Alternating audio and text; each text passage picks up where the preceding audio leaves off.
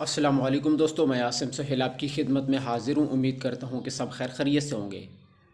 اللہ پاک آپ سب کو اپنی حفظ و امان میں رکھے۔ دوستو، آج کی ہماری ویڈیو تارا میرا کے بیج پر ہے۔ اس کے انسانی صحت پر کیا اثرات ہیں اس پر بات کریں گے، اور اسے کیسے استعمال کرنا ہے یہ بھی بتائیں گے۔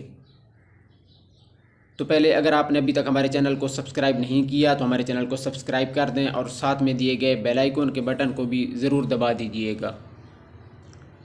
دوستو، تارا میرا سرسوں اور رائی کی طرح کا تیل دینے والا یہ بیج ہے۔ اس کا پودا تقریباً سرسوں کی طرح کا ہی ہوتا ہے۔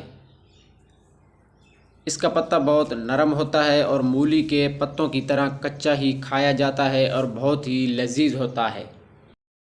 اس کا ساگ بنا کر بھی کھایا جاتا ہے۔ تارا میرا کا تخم اور تیل دونوں ہی طب کے اندر استعمال ہوتے ہیں۔ اس کا مزاج جو ہے وہ گرم خشک ہوتا ہے، ہاضمے کو بہتر بناتا ہے۔ اس کے علاوہ منی پیدا کرتا ہے اور مقوی با ہے۔ اس کے ساتھ ساتھ پیشاب آور ہے۔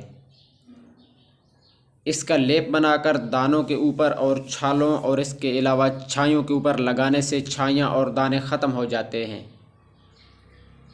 اس کے تیل کی مالش کرنے سے خارش بھی دور ہو جاتی ہے۔ بعض علاقوں میں سستا ہونے کی وجہ سے اسے تیل کی جگہ کھانا پکانے میں بھی استعمال کیا جاتا ہے۔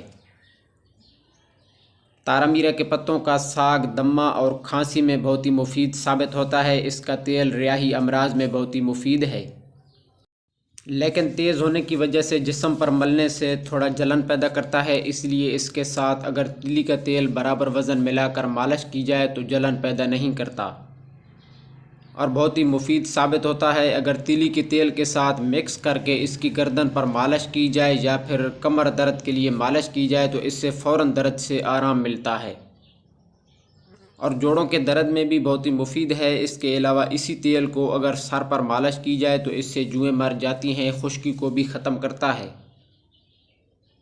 دوستو، قوت با کے لیے تارا میرا کے بیج پیس کر اور تھوڑا سا نمک لگا کر ہاف بوائل انڈے کے اوپر چھڑک کر کھلایا جاتا ہے۔ یہ قوت با کی کمی کو دور کرتا ہے، کمزوری کو بھی دور کرتا ہے۔ اس کے علاوہ جماؤں کے پانی میں چنے بھگو کر تر کر کے اور خشک کر کے اگر استعمال کیے جائیں تو یہ بہت ہی زیادہ منی پیدا کرتے ہیں اور اس کے ساتھ ساتھ قوت با کو بھی بڑھاتے ہیں۔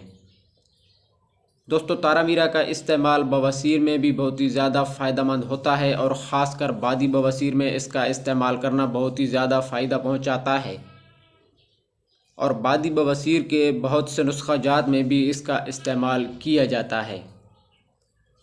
تو دوستو، یہ تھی ہماری آج کی ویڈیو۔ امید ہے کہ آپ کو پسند آئی ہوگی۔ دعاؤں میں یاد رکھیے گا۔ جزاک اللہ خیرہ۔